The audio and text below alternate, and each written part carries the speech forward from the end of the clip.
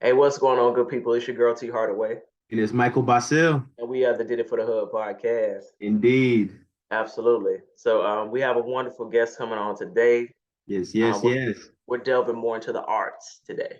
So, I'm gonna let Mike take this one away. All right. So this person that we are now introducing is a friend of mine. She is my classmate, graduating class of 2023. I want to put that out there. Woo-hoo. Uh, Carnegie Mellon, soon to be alum. She is hailing from Miami, Florida, the one and only multi-hyphenate talented singer, dancer, actor. Her name is Miss Bryanna Felipe. Everybody make some noise. Okay, way to hype me up. Hi, Brianna. Nice to be here. So happy to be able to share my story and hopefully hear others. Right. Of course, of course. So, first of all, what is your story? My story. So I grew up in Miami. So lot of Hispanics. Fortunately, my whole family is Cuban. So my parents came from Cuba, so did my grandparents. Me and my siblings grew up in Miami. Um, lots of Hispanic food growing up, lots of music. I first got into theater with my sister. So she was volunteering for this camp. And my parents, like, I didn't grow up with like a lot of money, to be frank. Like, there were days that like we went hungry. There were days that like, we had to like get jobs early on to like help pay the bills, help keep things up, help pay for our food. So I couldn't afford to be in a summer camp. So it was like I was like 11 years old. Both my parents had to work, and my sister volunteered for this camp called Creative Camps in Miami, and it's basically a theater camp. So the owner was like, "Hey, if you're volunteering, like let your little sister come. She needs to come." So I went just because it was like somewhere to be, and then they did 101 Dalmatians the musical, and I ended up being a part of it, and that was my first musical and I loved it. And that's how I started theater. And then from there I was about to go to Kinlock, which was a middle school that was like my hometown, my home school. And instead I was like, no, mom, like I actually really like this. Can I audition for South Miami Middle? So I auditioned for this middle school with musical theater. So I went into musical theater, auditioned, got in, did that for like what, 3 years? That's middle school, sixth, seventh, eighth.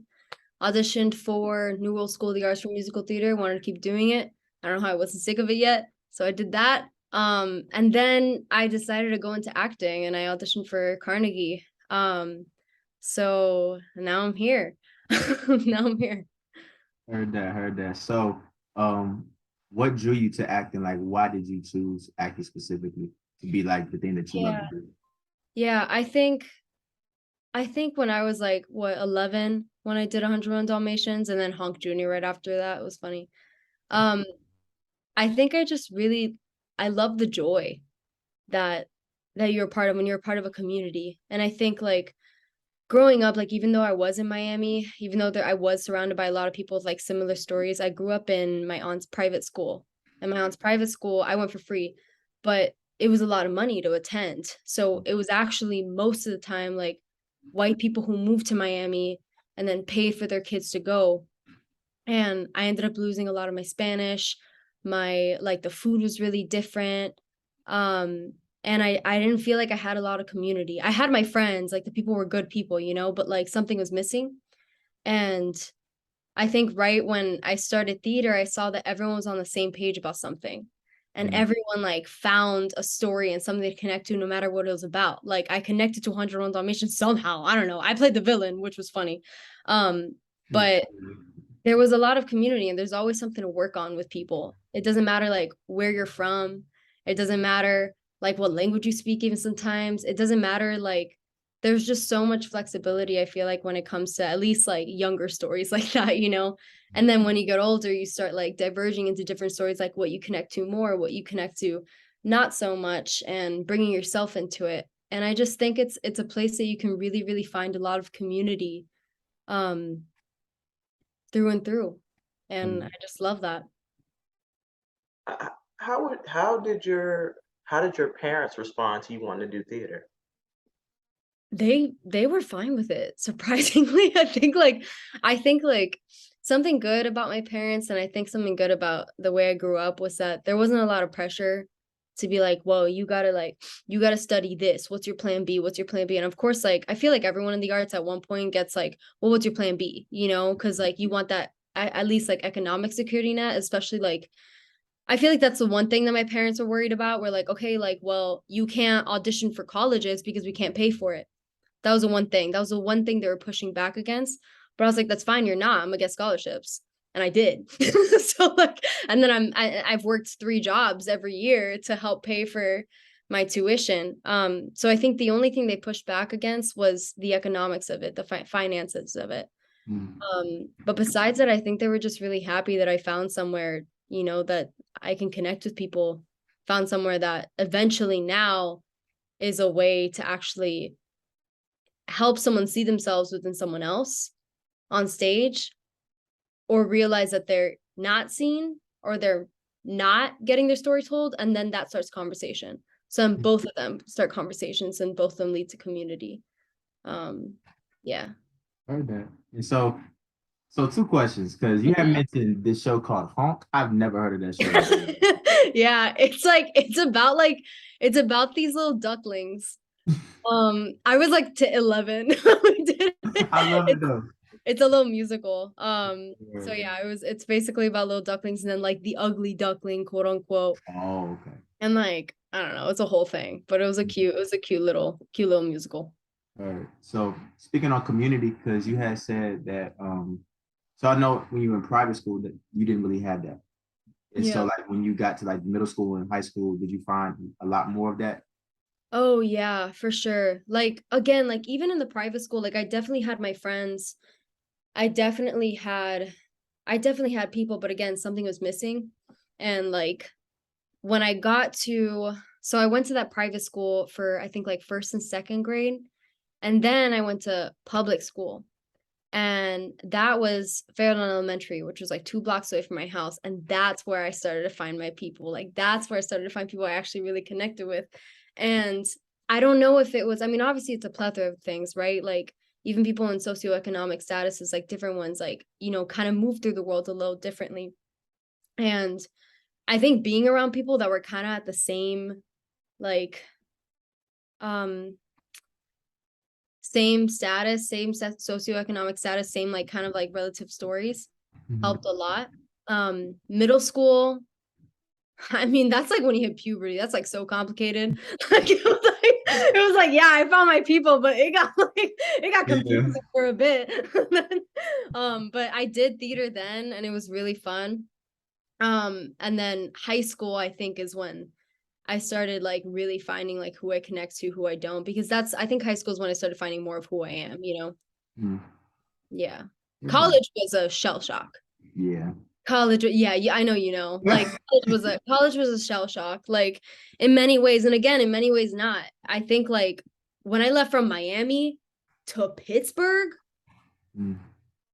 that was a lot. Like it was a lot. Like every way it was a lot. Mm.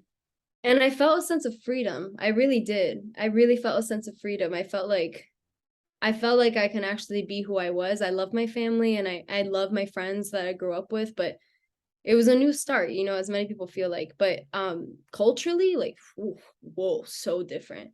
Weather-wise, so different. Mhm.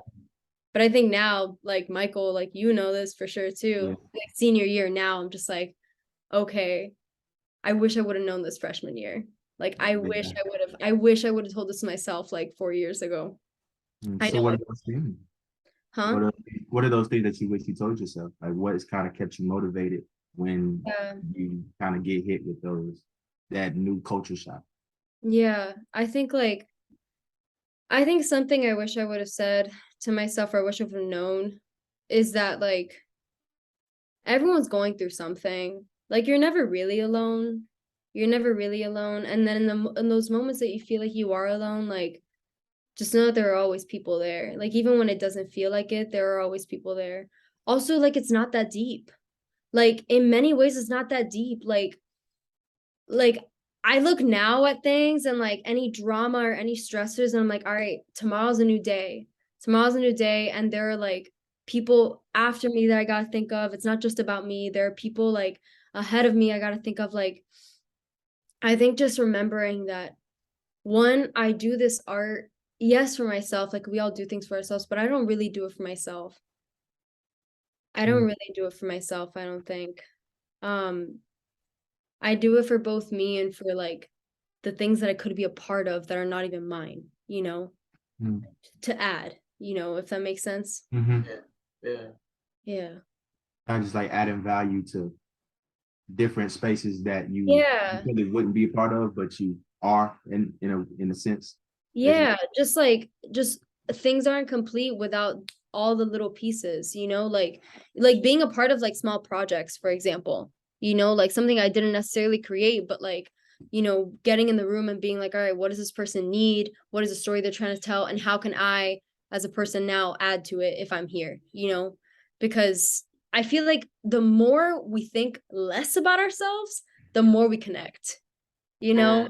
Mm. The more we're like, the less worried we are about like how we come off, Mhm. or like how good we are at like acting or this job or this art or whatever, like the more you're actually going to allow yourself to connect, because that's what it's about, right? Like that's what Yeah, it's about at the end of the day.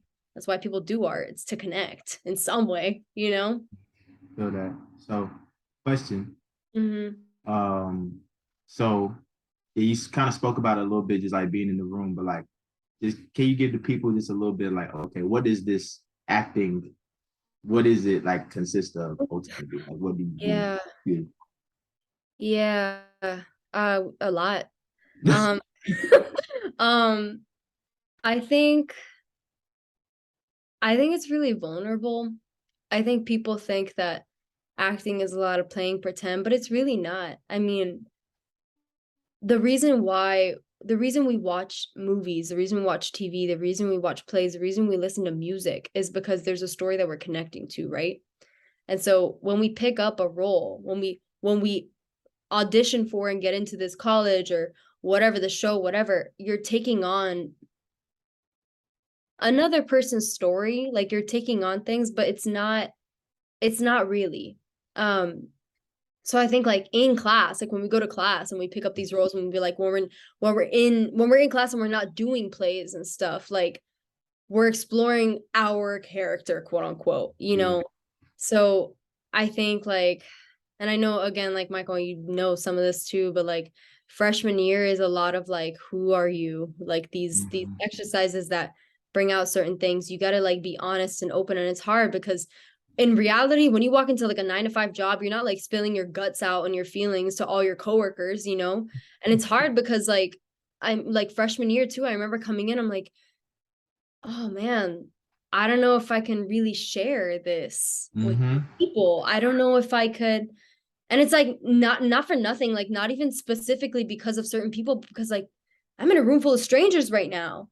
I'm in a room full of like people that, yeah, I might get to know in 4 years, but am I gonna be like friends with them? Or Yeah. like, are we gonna be like tight after?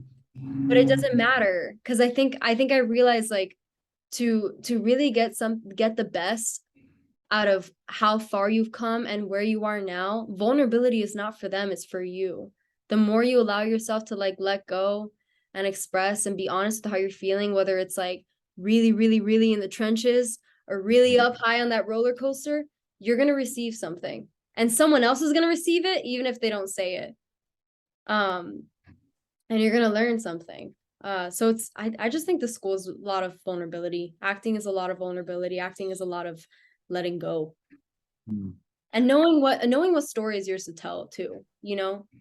because it's different when it's not your story to tell. You can rob something from it, and I think that's really important to note, you know. I was going to ask you, the vulnerability that you had to develop for acting, has it helped you in the other parts of your life? Oh yeah. Oh yeah, I feel like that's the thing, like I don't feel like the vulnerability in my life started in acting. I think like I thought I wasn't gonna go anywhere. I thought like anywhere, as in like the point, like I thought my life was going to continue to be like struggling financially, struggling to feel good, like struggling with a lot of anxiety and depression that I frankly still deal with now, you know, like I thought that's what it was, but I think realizing my life, like, all right, I gotta push through, because if not, I'm gonna keep on like getting beat down if I don't do something about this. And that a lot of that is to thank my family for, honestly. Like, whether they intentionally taught me or not, I think I've learned a lot of resilience, and I've learned to really push through life. And sometimes life won't be on your side, and that can't stop you. And you got to keep going and make something out of it, because we're creators. Whether we're actors or not, we're all creators. Um, and so I think like the vulnerability outside of acting has helped me be more vulnerable in acting. Because like, I don't know, honestly, when I walk into a room and I have to like roll down my spine, that's like something we do in class. Like, we're like unraveling tension, and like you see people like crying and like Yeah. feeling like, oh my God, like I don't want to share this. Like, I've stepped into that room before and been like, why don't I want to share this? Like, it's fine. Like, we're gonna feel things in life, and then we're gonna move through them and move on. And I think doing that exactly outside of acting has helped me in acting, if that makes sense. It does. Yeah. It does. So you learn how to process your feelings. You learn how to process what's happening out in the world, and it contributes and makes you a better artist. Oh yeah, absolutely. Mm. And again, like I do think like going through the hardships growing up has made me a better actor. Like, I think like, because like no matter what I'd be doing, like if I'm putting the passion and hard work into my life to like build safety and security in like many different ways for my life and the people I love around me, then how could that not transfer into what I'm passionate about? You know? Um, Mm. and that's what I think about like going on in acting. Like I always think like, if one day, let's say one day I make like loads of money, let's say off acting, right? Mhm. Like, I wouldn't keep it. Like, I wouldn't keep it. Like, I'd be giving it back, because I think it's all about community at the end of the day. And money is just one way you can help, you know? I think So growing up with not much of it, you we would really like you to keep some of it. oh, absolutely. Absolutely. You best believe I'm keeping some of it. And then it's going to my mom. Like, that's what's happening. Mm, But yeah, but I think like again, like going through the hardships outside of acting is like really helped me now. Because like, I don't know, like it's funny because sometimes you can tell when someone came from like a good, solid like upbringing, whether like emotionally, financially, whatever. And like there's no shame in that. It's beautiful. That's really beautiful. But you can also tell when someone didn't and then did, like made that for themselves, which I think is like, I just like, if I ever get the chance to share that with like many people, I just like want someone that was like me at 11 years old to see that and be like, oh, okay, it's possible. We'll get there. And I'll have food in my mouth, and I'll have a roof over my head, and I won't be alone. And I'm doing what I love, you know? yeah, Yeah. really, really. So you spoke, you didn't get specific, but what were some of the obstacles or setbacks that you had to overcome to get to where you are now? Yeah. Well, the first thing, at least like with college, like going like, if I'm going back to the beginning, like going like to the most recent thing, right before college was tough, because again, like my parents were like, we can't afford for Yeah. you can't afford for you to audition. You can't afford for you to like go out of state. And just the application fees, just like flying out to audition, like specifically for acting. If like anyone that doesn't know, like listening, like from what I've known, I don't know if it's changed or not. Like you gotta go audition somewhere. Like, No, which it means hasn't changed, I don't think. no, like you gotta pay for the plane ticket. You Yeah. gotta miss school if you're in school, which like might set you back. Like, you gotta pay for your food, you gotta pay for where you're gonna stay. I worked 2 summers in a row to save up money to go fly out for 10 days to New York to audition for 6 schools.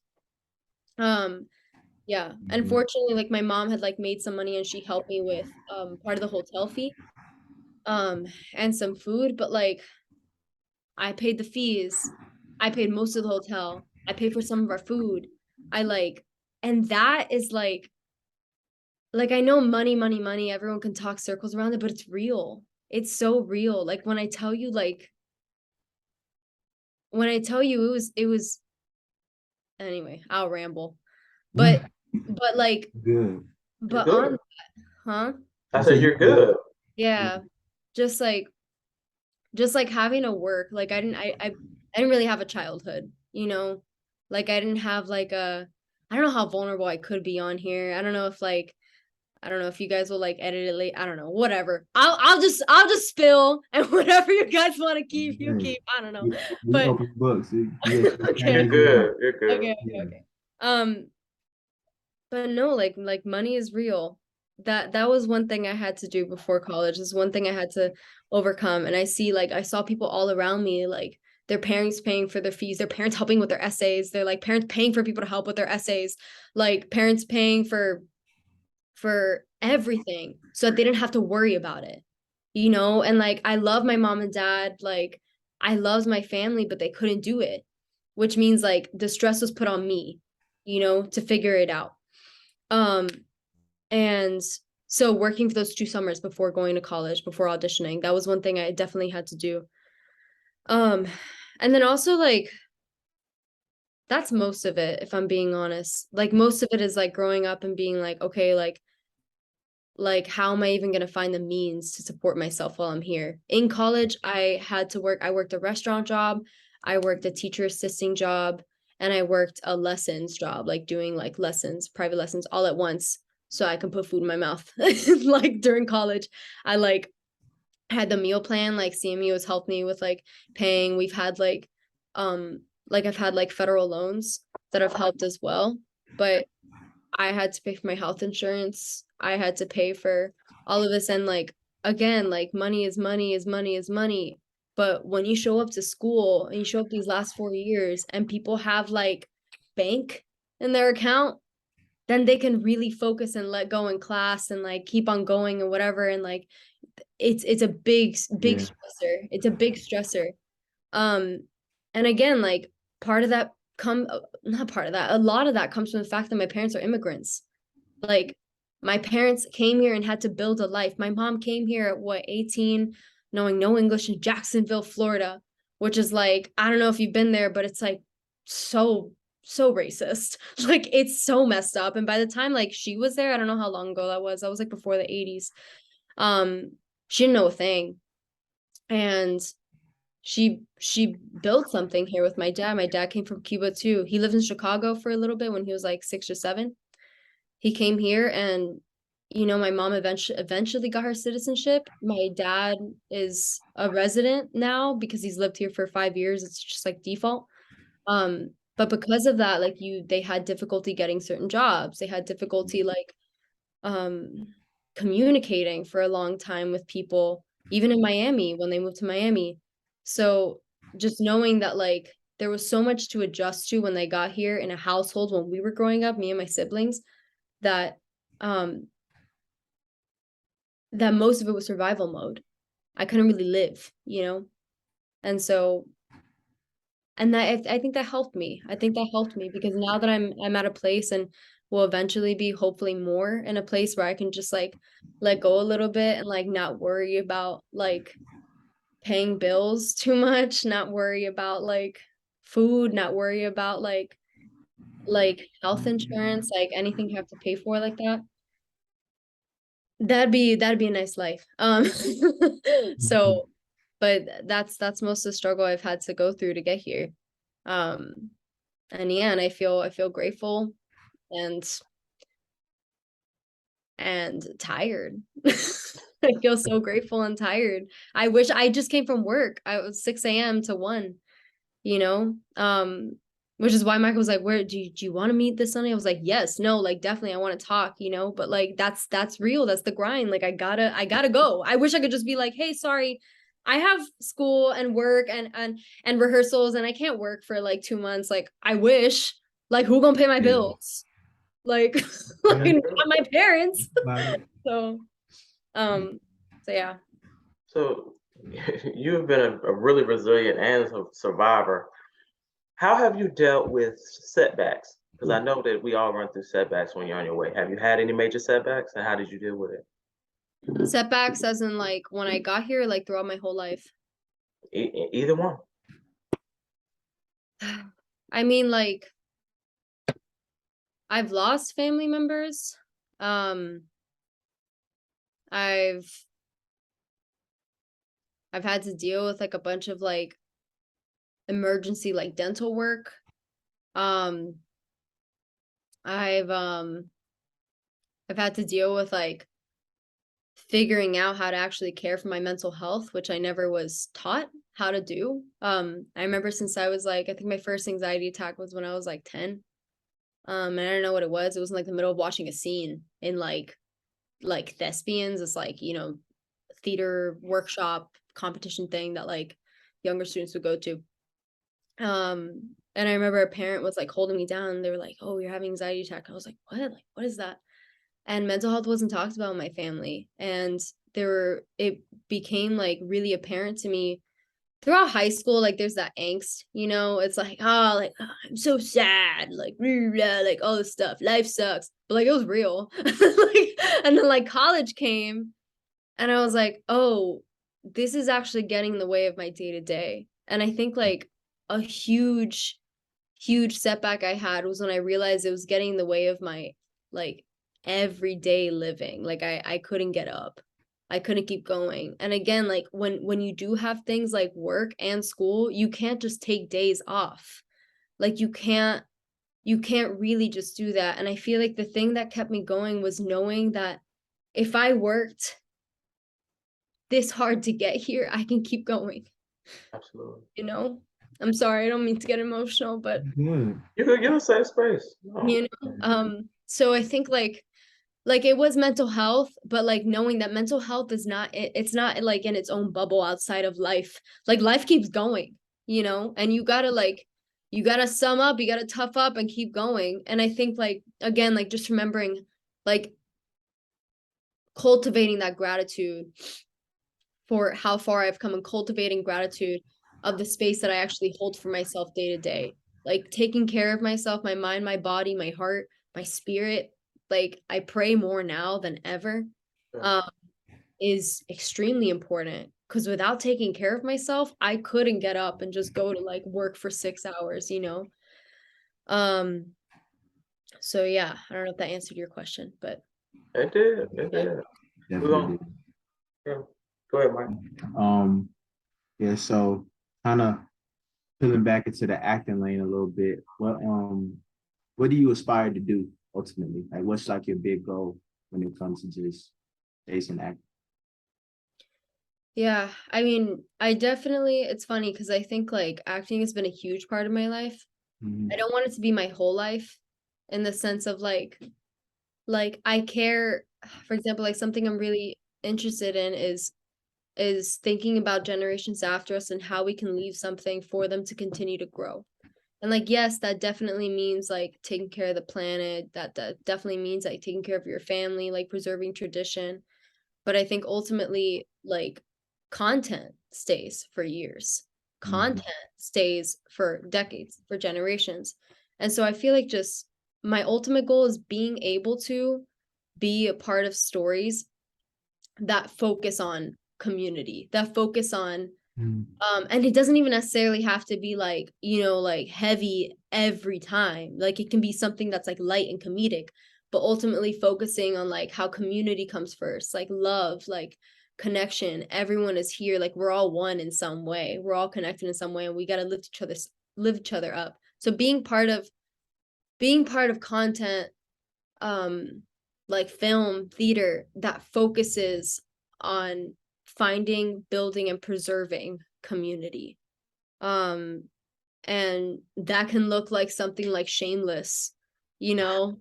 Like I love that show. And like, yes, is that like a very specific kind of extreme example on TV? Yes, but is it real? Like, yeah, Very- it's I real. love, I love that show. I love that show too. And like Fiona Gallagher are roles, she's a role that I would want. Like that type of role in whatever type of content is what I want because yeah, she's gritty. Yeah, she's a little raunchy, but she got her stuff together. Yeah. Okay. Got her stuff together and she keeps going and she thinks about the people she loves and she's warm. And she can snap a little bit, but everyone can, and that's real. So I just feel like being a part of real content that focuses on community and focuses on the real struggles that people go through. It doesn't have to be heavy every time. Yeah. Like it can be joyous, but just focusing on like that's a real thing. It's not cookie cutter. This world is not cookie cutter. Mm-hmm. Yeah. So you kind of touched on it a little bit. What is your ideal role? Like Fiona Gallagher. Fiona Gallagher, boom, all Fiona right. Gallagher, like that's it. Like literally, that's the only thing that comes to my brain. There's like, I think again, like someone that I think I've been fortunate to have been a part of theatrical roles, like roles in plays and stuff that I actually resonate with. I think like I consider myself to be a very empathetic, compassionate, hardworking person, and I've been cast as roles that are very independent, usually pushing for something that they want to fight for, like pushing for something they really believe in. So just something like that, because we need more people like that. I think we've gotten to a point in our lives in this world today where yeah, you have like a lot of people that are activists and like push for things they love, but like not enough. And like not enough people I think talk about like the real stuff. Not enough people actually like care enough to do something about it. So I think like um just playing a role like that. And you could argue like, well, it's acting, what are you doing? But acting does a lot. Like Mm-hmm. watching stuff does a lot.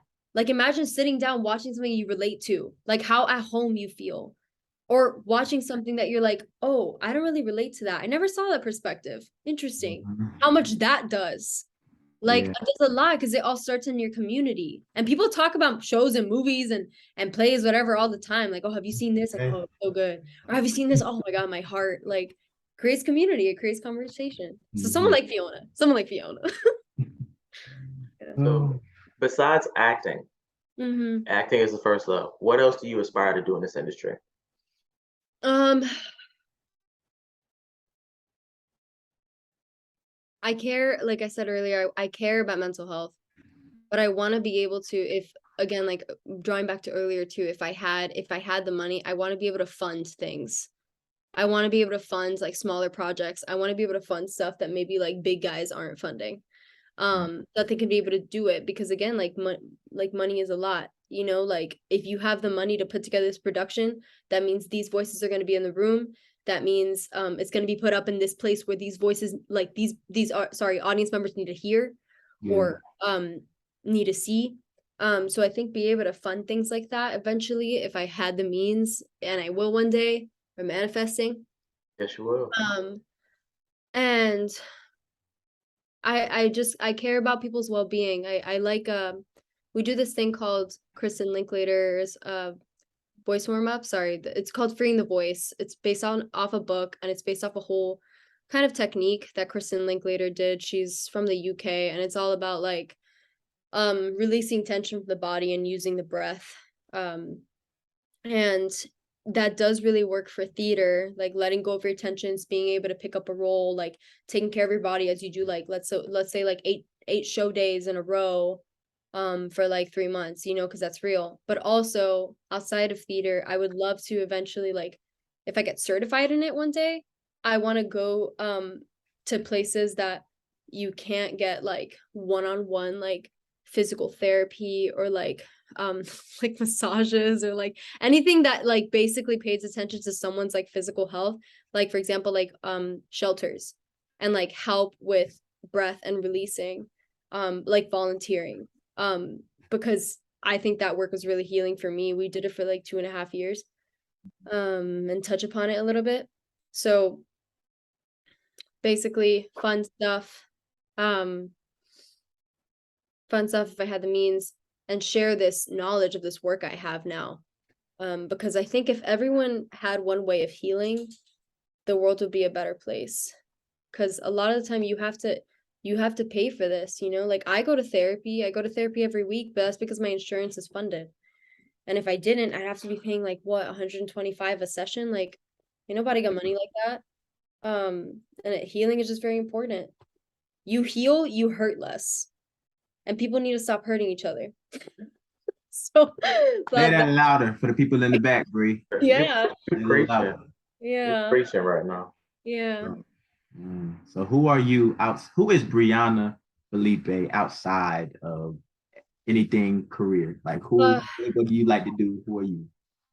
I'm like a little emotional ball of fire. Like I'm so Love fiery. Like I'm so passionate about the things that I care about. it. Um, I feel everything very deeply. I think when I was younger, like not able to do anything with acting, like no emotions, nothing. I think I hated myself for a long time because I was like, nobody feels this much, like nobody feels this heavy all the time, like nobody feels this, and which is like not necessarily true, but I'm a person that feels very deeply.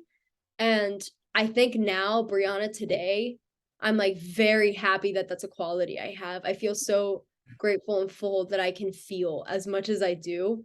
Um, because again, like it doesn't matter like in comparison to anyone else. It's just that for me, I think when I was younger, it felt like a lot too much. And sometimes now when emotions feel too much, I'm like, oh, thank you, God, for like giving me this vessel. Like I can feel this much because then I can do something with it. So I'm a very emotional person.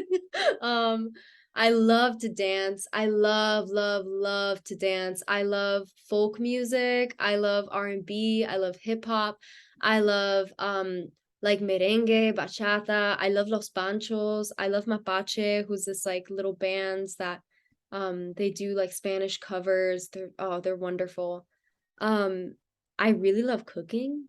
I love cooking. I don't do it as much anymore, but I love cooking. Like nothing fills my heart more than like calling my abuela and asking her what the recipe is for this one thing that I had when I was like 10 years old when I'm sick all the time, like Yeah. puré de malanga is like this like little pureed soup that I'd have every time I was sick. I'd sit in her little couch and watch VHS tapes, and like that is like to do that and like share is so special to me. I love connecting over food. I love hosting people. Um yeah, I'm so messy sometimes too. I like like my like I think something about me that people may not know is that like I look like I have my stuff together, but like just walk into my room and like I'm a different person. Like it's a mess in here all the time. Yeah. But yeah, and I Uh, love plants. I love plants. I love meditating. I don't love yoga. I wish I loved it. I like it. I don't love it. Um, that's me. That was good. What's one thing that people will be surprised to know about you? I think just that. I think like I look like I got my stuff together. I like don't. I don't really. Also, I again like I think when I came to school, like we're in a mix of like a hodgepodge of people. Like people are from like Everywhere. all over different stories. And I think like it's funny, like when I feel like now like most people know me, but when I first got here, I don't think anyone really knew me. I don't think anyone really knew that like I came from nothing. Like I really came from like I like went to sleep hungry. Like I came from nothing. And now like I got too much food in my fridge. Like I just like I think something that, like people may not know about me is that like I come from the block. Like I just I came from struggle. And even though I'm put together now, like it doesn't mean that there's not a lot beneath it. Every day, every day. And I was gonna say, when you said you don't have your stuff together, you have your stuff together a lot more than you think. Yeah, I know. And I gotta remind myself of that because it's hard. I think like I think again, like I think growing up, like all those years, like seeing how much you really need to cultivate and find, like there's a standard I have on myself now where I'm like, I need to work harder, I need to work harder, I need to work harder all the time. But like, when can we all just like sit back and be like, oh man, I've come a long way.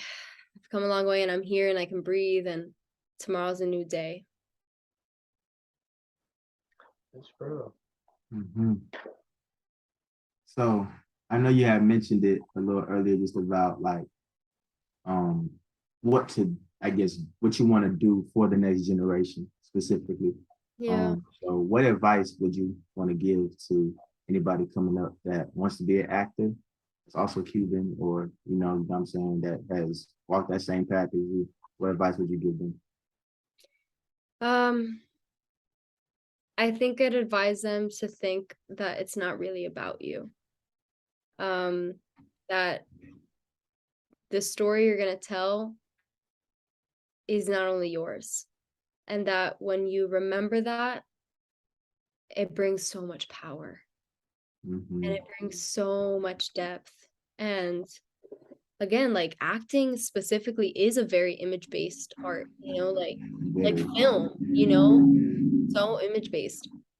And I think it's really easy for people to get into this art and be like, oh, like I'm just the best. You know what I'm Like, saying? but Look at like, how I look, look at how I dress, yeah, like sound, look at ego, how I letting yeah, ego get in the ego. way. Letting ego get in the way. And I think it's really easy for that to happen. I think just remembering that like really ask yourself, like, why am I doing this? Because it's I don't think it should be about the image. So I think like just anyone that comes after me or now going into college and all this stuff, like remember, like stay humble, be kind, stay curious, and understand your story is also so many other people's story. Mhm. And to just remember that there are many stories to be told and many stories that should be uplifted, and like staying curious about those and like how much that can actually like help you grow and help stay connected to like the actual world and the actual people around you. um yeah, that's what Mhm. I say. No, for real. And I wanted to add this little thing for the Mm. people because I don't think folks know how much tuition is for acting school specifically. And if Tuition. Oh well, first yeah, of all, let me just say this for the people. Tuition goes up damn near every year. it does. Okay, why did I not know that? Why did I think that that didn't happen? Nobody, because they don't tell you about it. That's the thing. So they try to pimp you in this game of acting. Just wanted to let y'all know that. And the way that they do that is just to not really fill you in on a lot of things, on how a lot of things work. Yeah. It's kind of every department, I feel like. But just like it's about maybe $72,000 a year. Oh my God. It's too How much. much money? A lot. $72,000 a year to go That's to how Yeah. much it. school. That's how much it costs to go to y'all school. I Mhm. believe so now. Mhm. Around there. Yeah. Mind you, this is post-pandemic. Before it was like 68. Yeah. If that, I think it was like less than, I Dollars? think it was a little less than that. Bro. Was Yeah, it a little less? I think. Yeah. Yeah. Either way, it's like But right, still in that same vein. thousands of dollars. I Yeah. would like y'all to know that a law degree is cheaper. Yes. I would just like y'all to know that it's much cheaper Um, than your. That's wow. Yeah. I did not know it was like that. Yeah. no, it's a lot of money. But that's the thing. That's why. That's literally why. Like my parents were like, you can't. But like for anyone listening, that's like, I can't afford it. Like, just shoot your shot and then Yeah. go for the numbers. Because I also don't want to sit here and like pretend like I'm not leaving with debt. Like I am leaving with debt. Mind you, like a lot less than some people in America after college, like Mhm. for sure. But like understand, like everyone is different. Like you got to do what you got to do for your own life. So like yes, like if you love this, go for it. But if you love this and are like, damn, like I don't want to leave with like $40,000 in debt or something like that, then don't. And you'll find your people and you'll find your way. You just got to stay curious, stay kind, stay humble, stay curious. I keep going. But yeah, it's a lot of money. It's a lot of money. Yeah. It's a lot. Well, let me play devil's advocate a little bit though, because I looked up your old school a little bit. You all are leaving out with a great network though from that university. So Yeah. I'm gonna play a little devil's advocate. It is expensive. That number is crazy, crazy. But y'all will be put in a position where y'all will be able to pay it back though. Yeah. That's what I've been thinking too. Like I don't get that nervous as I'm like, okay, if I stay focused, if I do this, whatever, like it'll get paid, it'll happen. Yeah, And I think like again, like I also feel grateful that like the CMU alumni network is pretty strong. Like I know I could turn to people, like I know that like if this person worked with this person, oh okay, they're great. They're great to work with. So that Mhm. means I might have a good name too, like oh, I was in their school. So things like that. That's helpful. Heard that. See, whatever Yeah. pays. Literally though. So along your journey, is there anything that you wish you had done a little different? No, Mm, no. I love could it. sit here and like bluff and be like, oh, like I wish I didn't struggle the way that I did. I wish that I didn't have to go through the isolation that I did. I wish that like because even stuff even stuff like freshman year, like not having like the food I grew up with was huge. Like hearing like people's stories when they were kids and like their families were like, oh, my mom didn't act like that. Like what? Like I was beat every time. I don't know. Like there was literally like things like little tiny stories that I'm like Yeah. I didn't relate to. You know, even those like feelings of isolation. And again, love the people that I was surrounded by with whatever. But like there are things like that hit. Yeah. Even through the isolation, even through the hardships, I don't think I would change anything. I think if I could have, I would have just reminded myself that it's gonna be okay and that I'm doing enough. And like, I think especially when things aren't just handed to you, um, that you got to work for it. Like that's something I feel like that is fulfilling when you get there. You know, when you finally get there. So I don't think I change anything. Anything. And so going forward, what is going to be your personal motto while you succeed and strive for success?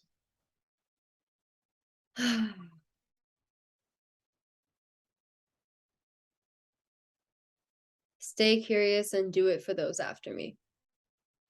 I think stay curious and do it for those after me. Because it's important in this field too to advocate for yourself, you know? Even through things like there was a point in you know like when you get to tech rehearsals, if someone listening like does acting, tech rehearsals, they want to speed through things, speed through. It's about products, about getting it on time because everyone has a job. But there was a point in in our tech where I was like, oh man, like I don't know if I want to run over this change in what we're doing because I want to feel safe. I don't want to feel like I'm gonna fall off the stairs, whatever. And I asked, I was like, can we do this? You know? And after I asked the second time, they're like, okay, you know, because but then that's a small, like not really serious example of just like, you know, trying to get stuff done. But like in the real world, I feel like we're gonna like be working with people we don't really know sometimes. We're gonna be working with like higher up sometimes. We're gonna be working within like a big machine. And just I think for me, I'm just like, okay, like stay curious, stay focused, and do it for people after me. Because if I advocate for myself now, that means the person after me might not have to do as much work, you know? You know, like they might get the message or they might be aware of that now. Oh, okay, I'm aware of that now. Now this. And like some of our teachers have talked about that too in the industry you know, like even being a Black woman that people have talked about, like one of our teachers talks about like, yeah, I've had to go through things, but you know, it's better now. You know, you hear that a lot across many different things. But with everything, it's been like you do it now, like people after are gonna have, you know, hopefully an easier time. Thanks. So that's big. That's that's a great way to wrap it, I think. What you think, Yeah. Mike? I agree. Thank you, Bree. Thank you, guys. Yeah. Thank you. It's nice to be able to talk about it too. It's hard. It's hard to talk about things like that sometimes because like I think I'm still in it, you know. Yeah. I'm still reflecting on my life and I'm still looking back and I'm like, oh wow, wait, I did come a long way. People did come a long way. And when I think when you've had to work your entire life for things, you don't realize how much you're actually doing, if that makes sense. So like actually talking about it, I'm like, oh wait, other people had it a lot easier. Wait, what do you mean? That's just how it is. So it's like it's funny talking about it now, reflecting on it now, because I'm realizing like, yeah, like I've come a long way and people are gonna come a long way. And hopefully people hearing this understand that it's possible, you know, it's possible through many different things. And you'll find your community, you'll find work, and you'll find things to learn and people to connect to and things to connect to and reasons to keep going. You'll find it. Yeah. Well, I'm T Hardaway. And I'm Michael Basil. And together we are the Did It for the Hood podcast. Appreciate y'all for listening in. Tune in every Tuesday.